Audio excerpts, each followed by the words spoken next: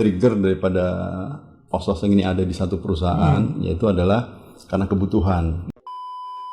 Kalau dulu itu ada dibatasi outsourcing harus hanya untuk pekerjaan-pekerjaan yang non-core gitu nih. Tapi dengan adanya Undang-Undang Cipta Kerja ini tidak dibatasi juga tidak dibebaskan gitu. Jangan takut untuk kita gabung di outsourcing, apalagi dengan adanya Undang-Undang Cipta Kerja ini, kemudian adanya kemajuan teknologi digital, revolusi industri 4.0 ini, perusahaan outsourcing udah berubah, udah bertransformasi.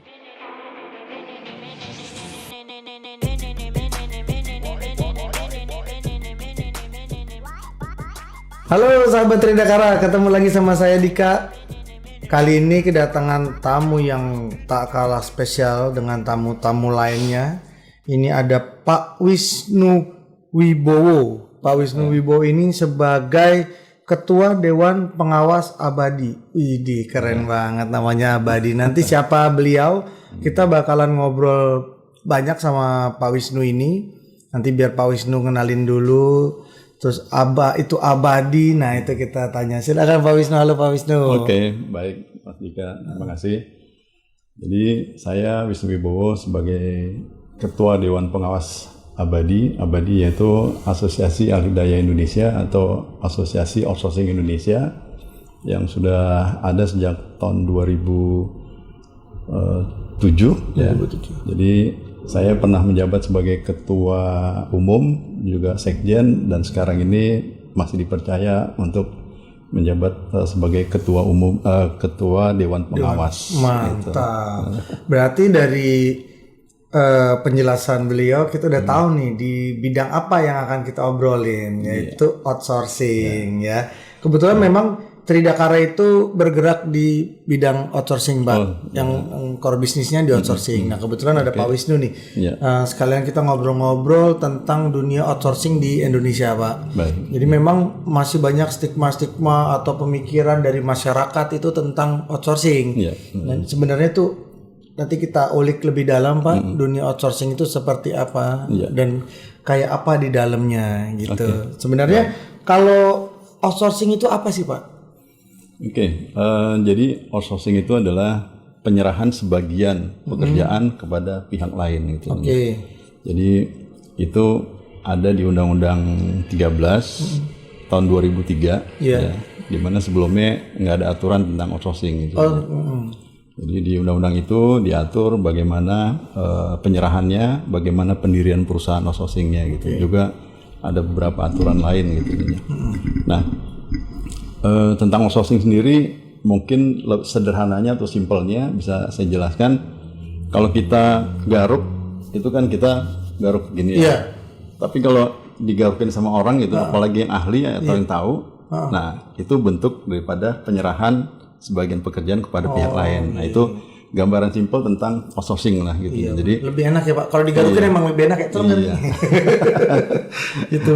Jadi kurang lebih perpanjangan tangan dari yang lebih profesional. Gitu. Terus kemudian biasanya apa aja sih kalau dari klien apa yang dilihat dari outsourcing ini, Pak? Jadi dipilih kenapa dia memilih outsourcing gitu, Pak? Biasanya trigger daripada outsourcing ini ada di satu perusahaan, yaitu adalah karena kebutuhan. Ya, jadi kebutuhan tentang misalkan ada beberapa pekerjaan yang memang di perusahaan tersebut tidak tersedia tenaganya, sehingga dia harus mencari keluar. Ya.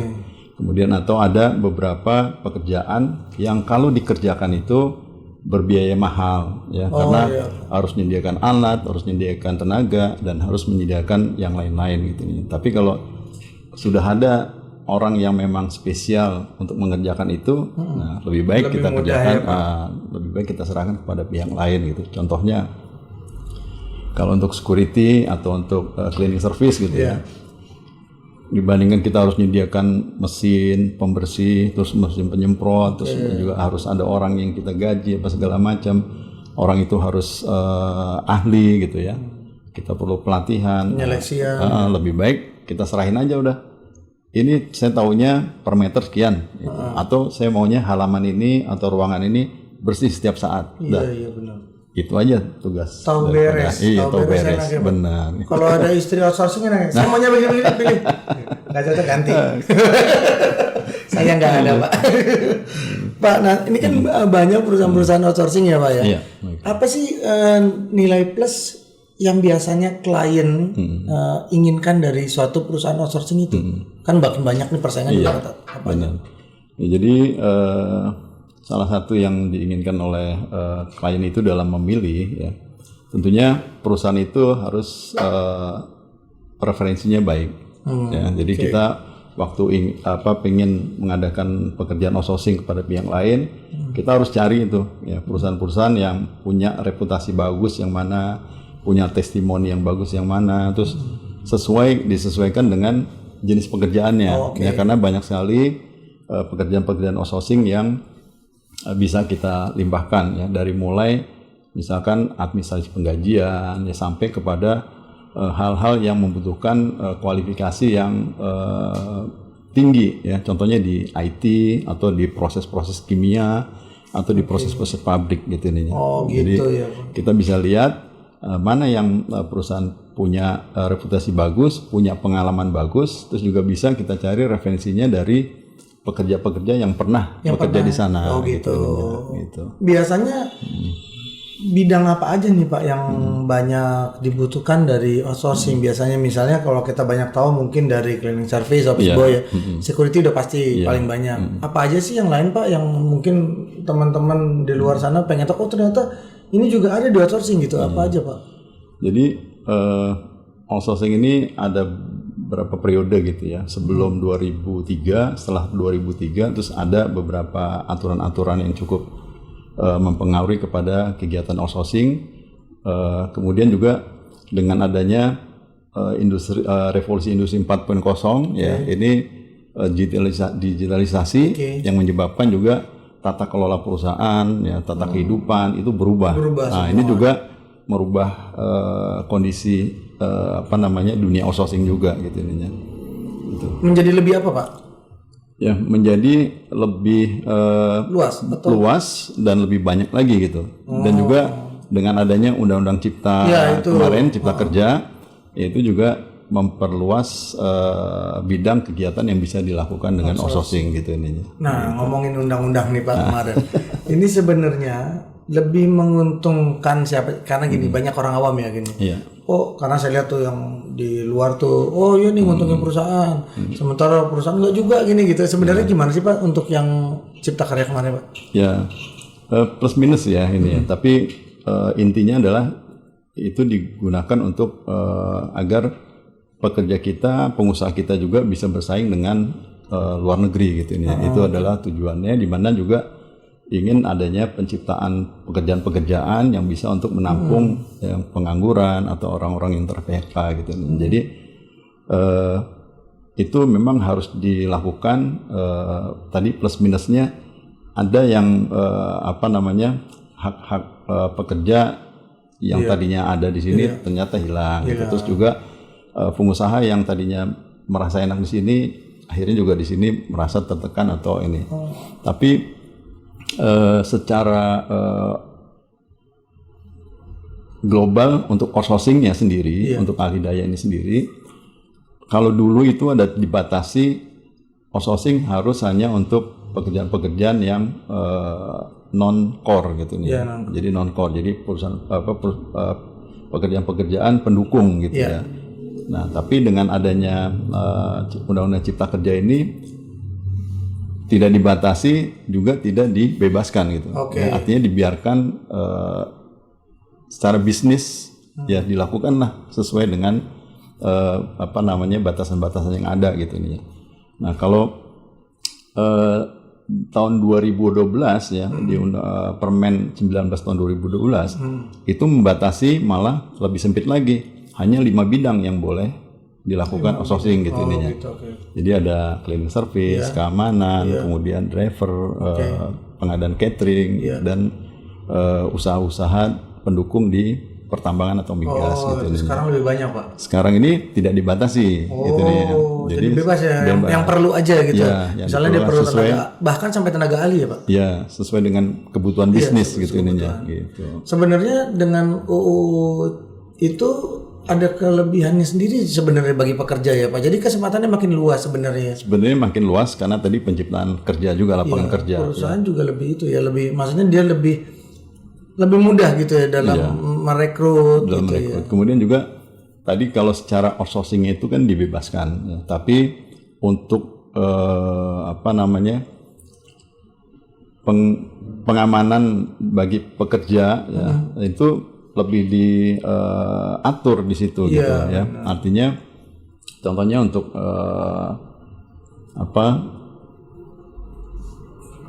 kontrak.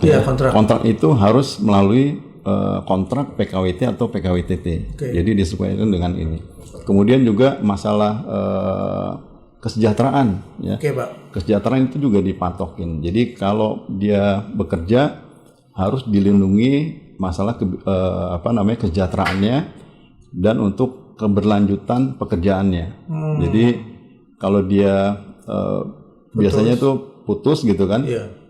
Perusahaannya ganti, orangnya itu juga di perusahaan itu. Nah, ini dilindungi ya dengan tadi kalau dia berlanjut nggak boleh pakai UMR lagi gitu, karena dia udah punya pengalaman gitu ya.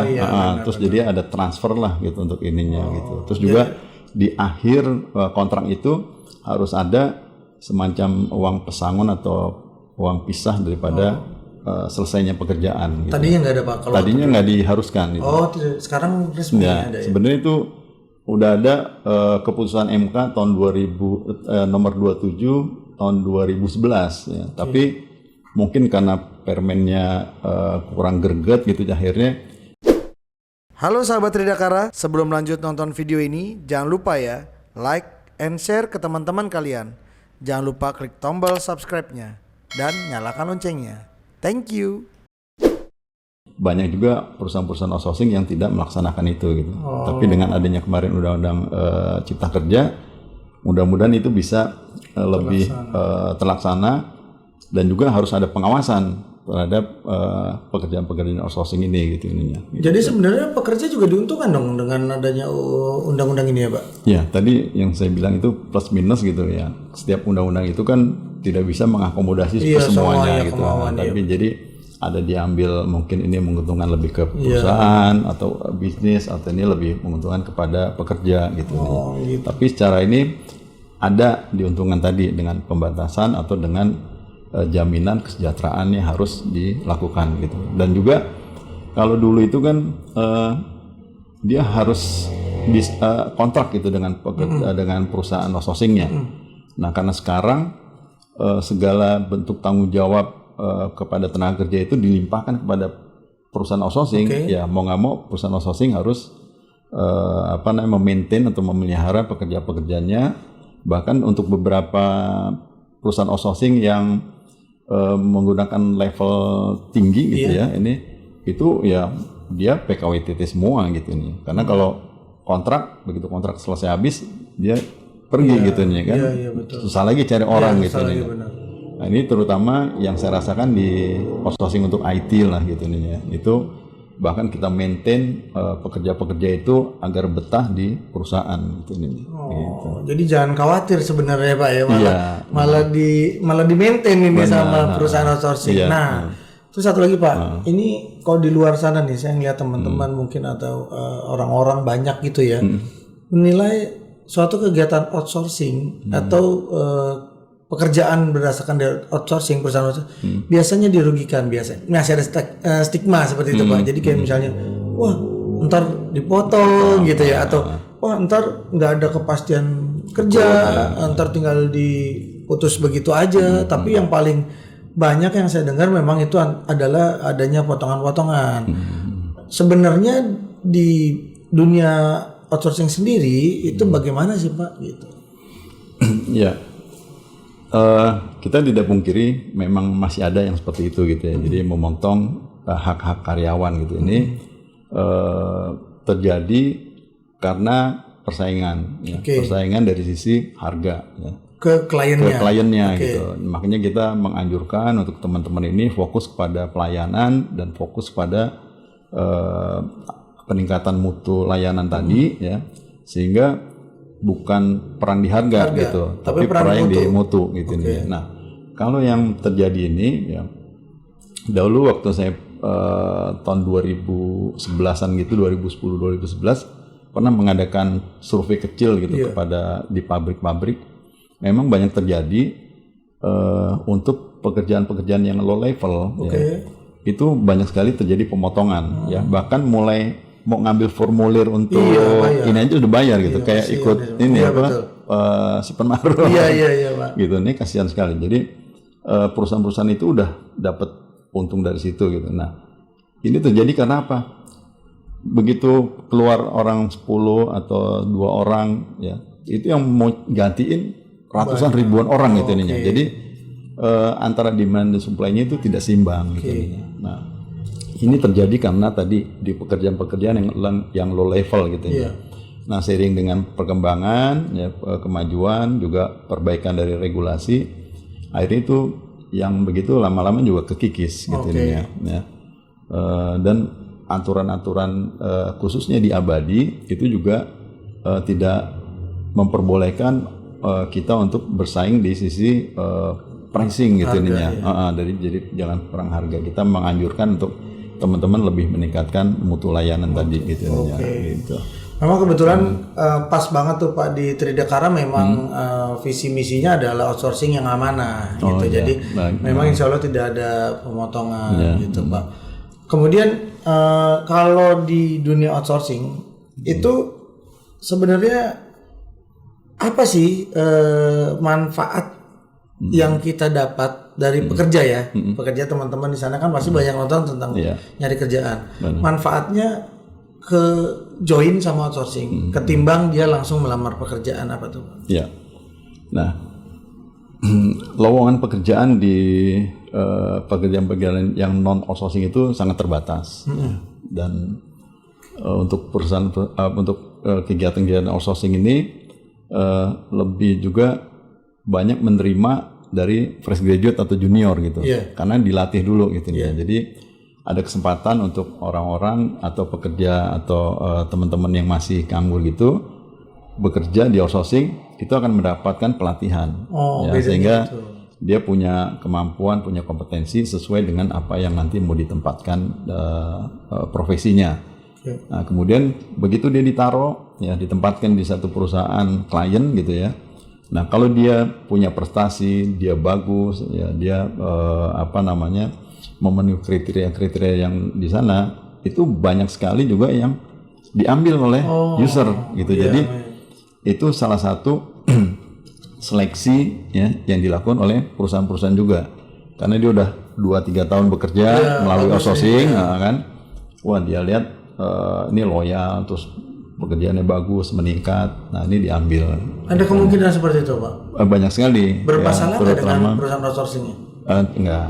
Karena kan di outsourcing itu kontrak setahun. Nah, begitu habis, nggak diperpanjang di situ. Dia lanjut masuk ke user langsung gitu. Jadi ada kesempatan orang yang misalkan kalau bersaing langsung gitu masuk ke satu institusi yang harus bersaing puluhan ribu orang, yang diterima cuma puluhan, jadi itu nggak bisa masuk situ. Tapi melalui outsourcing, ya, karena ada kerjasama perusahaan outsourcing ini, akhirnya dia bisa masuk ke situ gitu. Itu juga ada nilai plus juga tuh. Itu jadi nilai plusnya. Kemudian juga tadi kita menjadi orang yang punya pengalaman, ya, 2-3 tahun di outsourcing di satu kompetensi. Nah, itu bisa sebagai bekal kita untuk bekerja di tempat yang non outsourcing misalkan gitu nih, karena udah punya pengalaman, ya, karena kita tahu bahwa setiap lowongan atau buka lowongan itu selalu minimum pengalaman sekian tahun gitu. Nah, orang-orang yang nggak punya pengalaman kasihan, nggak bisa ngelamar gitu. Tapi kalau dia masuk ke outsourcing dulu sebagai jembatan atau batu loncatan 2-3 tahun, punya keahlian, bisa lari ke sana gitu. Keren banget.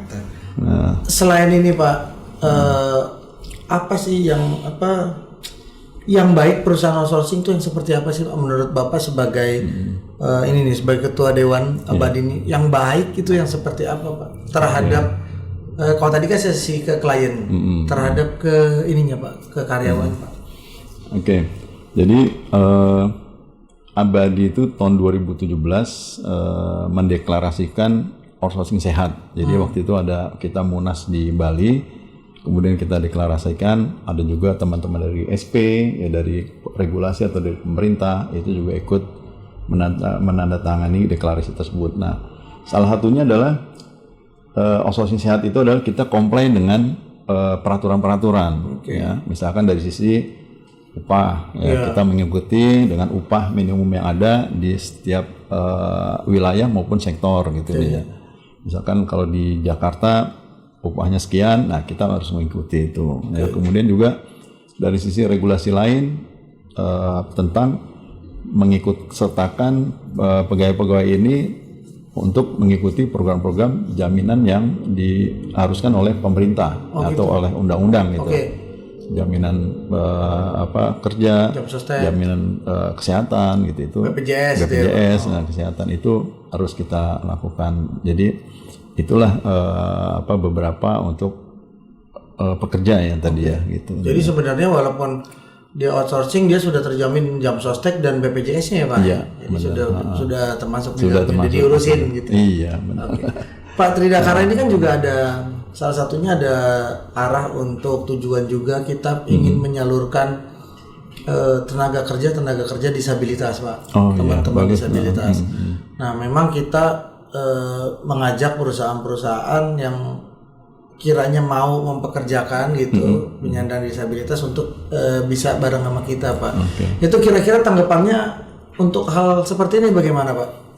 Ya, sangat baik sekali ya. Jadi di sini ada misi-misi tertentu untuk kesejahteraan teman-teman yang mungkin tidak seberuntung dengan teman-teman yang lain gitu ya, ada disabilitas.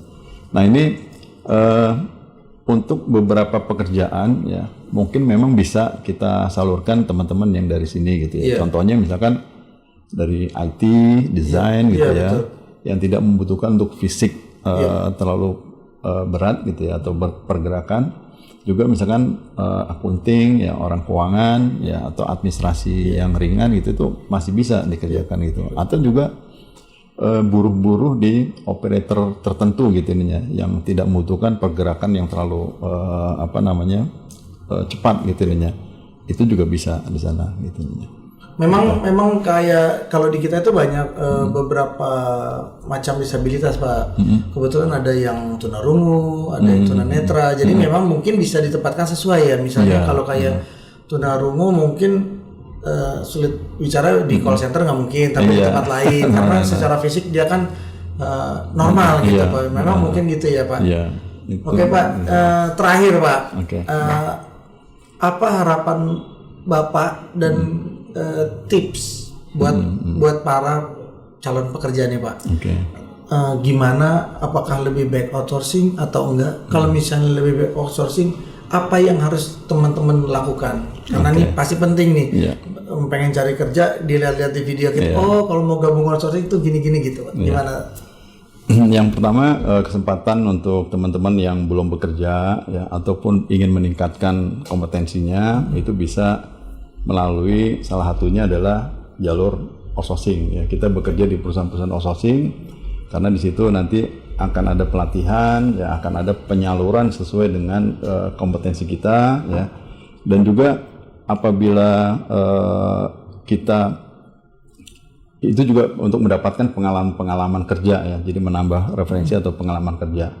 Nah untuk tipsnya teman-teman yang untuk bergabung di outsourcing, jangan takut untuk kita gabung di outsourcing, apalagi dengan adanya Undang-Undang Cipta Kerja ini, kemudian adanya kemajuan teknologi digital, revolusi industri 4.0 ini, perusahaan outsourcing udah berubah, udah bertransformasi. Jadi silakan mendaftar di perusahaan-perusahaan outsourcing dan bisa kita lihat referensinya, kita bisa lihat juga dari testimoninya, kita bisa lihat juga dari jejak rekamnya, apakah dia punya persoalan atau tidak gitu. Nah setelah kita masuk, kita mendapatkan, kita melamar ya, apakah di dalam proses rekrutmennya itu ada masalah-masalah, misalkan ditarik biaya, kemudian ada penahanan ijazah dan yang lain-lain gitu. Nah, itu berarti kita bukan berada di tempat outsourcing yang tepat.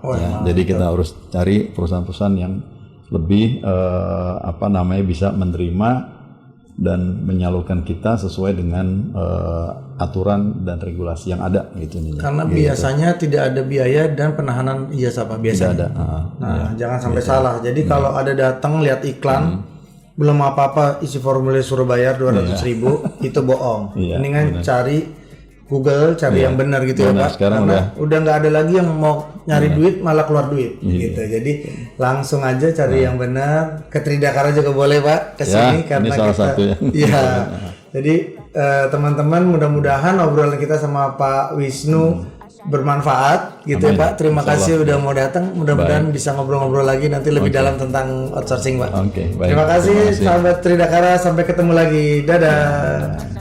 We never a couple, but I love it when you kiss.